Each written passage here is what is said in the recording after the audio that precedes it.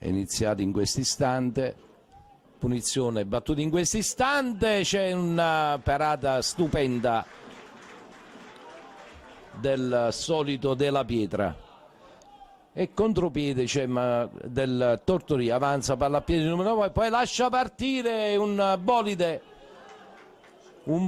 che praticamente trova all'esterno alla sinistra del portiere Della Pietra.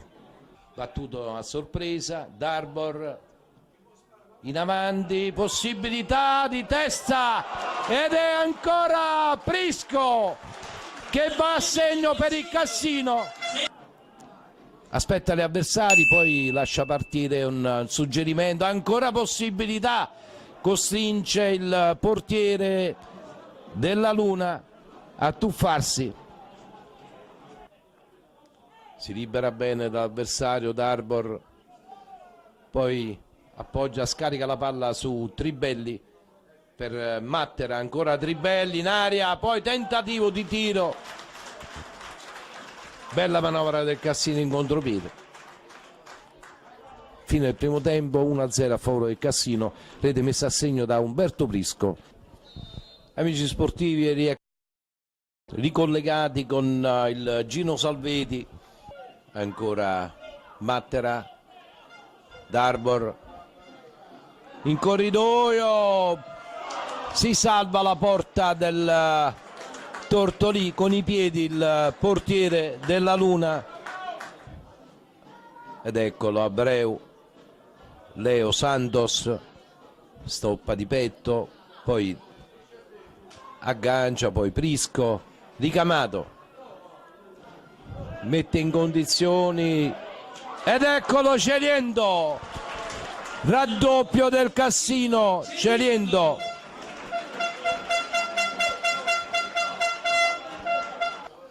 È un giocatore dalla grande personalità che però, ed ecco il Tortoli che manca di poco il gol per accorciare le distanze. Possibilità per il Cassino con Celiendo sempre in contropiede. Adesso un contropiede del Cassino, Abreu s'allunga la palla, corre verso la porta, poi viene atterrato ma fa bene l'arbitro a sorvolare. Malik punta sull'uomo, si libera bene, si libera ancora e poi per poco non porta a 3 i gol per il Cassino. Ottima giocata del giovane classe 98 di Malik e in questo istante finisce la gara. Il Cassino si è imposto per 2-0. Le reti sono state messe a segno nel primo tempo da parte di Prisco al 17esimo con una manovra, un colpo di testa che non poteva fare assolutamente niente il generoso portiere Della Luna. Poi nel secondo tempo ci ha pensato, appena entrato dopo solo 2 minuti, Celiendo con una delle sue magie a raddoppiare sul Tortolì. Il Cassino oggi ha effettuato una gara, diciamo così, dove ha trovato la necessità di fare risultati da parte della sua squadra e quindi ha approfittato, diciamo, di certe situazioni, no? Allargando un po' degli spazi vuoti dove ha avuto la meglio con un giocatore come Celiendo. Se avesse realizzato quel gol nel primo tempo sul calcio palla inattiva, probabilmente avremmo visto un'altra gara. Noi siamo partiti bene, i primi 14-20 minuti abbiamo avuto un paio di palle importanti a parte la punizione, poi la prima disattenzione dietro, come spesso ci sta capitando, abbiamo subito gol per distrazione, perché in realtà insomma inconcepibile che un uomo salti in aria da solo di testa a 5 metri dalla porta.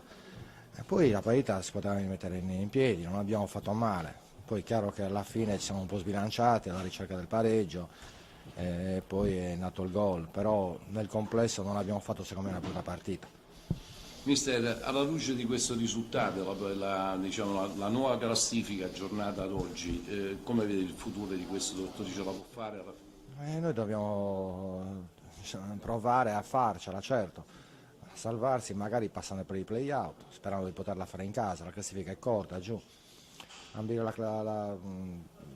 salvezza diretta in questo momento magari è un po' velleitario, poi il finale di campionato vediamo un po'. Mancano ancora Tante partite, quindi dobbiamo crederci. Ripeto, anche una salvezza e play-out, purché arrivi, va benissimo. Cassino batte Tortolì 2-0, il commento di Corrado Urbano.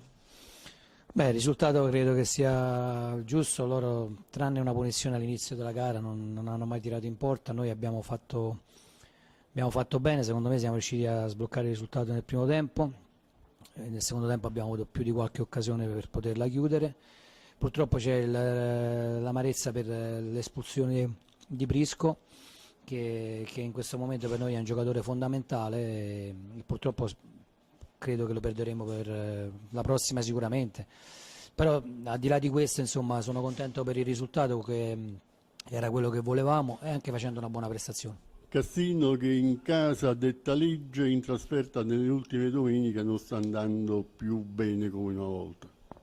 È vero, c'è questo doppio volto, non riusciamo a portare a casa punti in trasferta anche se le prestazioni non sono state del tutto negative, sono stati i risultati che purtroppo non ci hanno premiato, però secondo me un po' per negligenza nostra, perché noi dobbiamo capire quello che è stato un po' tutto l'argomento della settimana, che non possiamo sempre giocare palla a terra, quando c'è da mantenere il risultato come era successo domenica negli ultimi minuti forse avremmo dovuto giocare un po' più col coltello tra i denti e probabilmente l'avremmo portato a casa il risultato.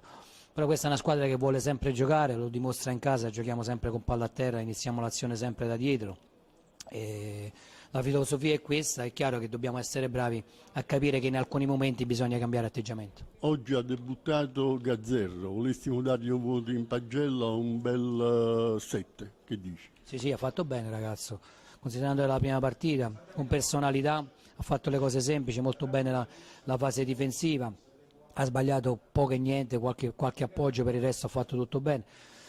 L'abbiamo detto, noi vogliamo far crescere questi ragazzi, gli inserimenti devono essere graduali e cercare sempre di tenere il giusto equilibrio, una squadra sempre equilibrata e man mano mantiamo dentro. Celiento parte dalla panchina, entra e segna, può significare qualcosa?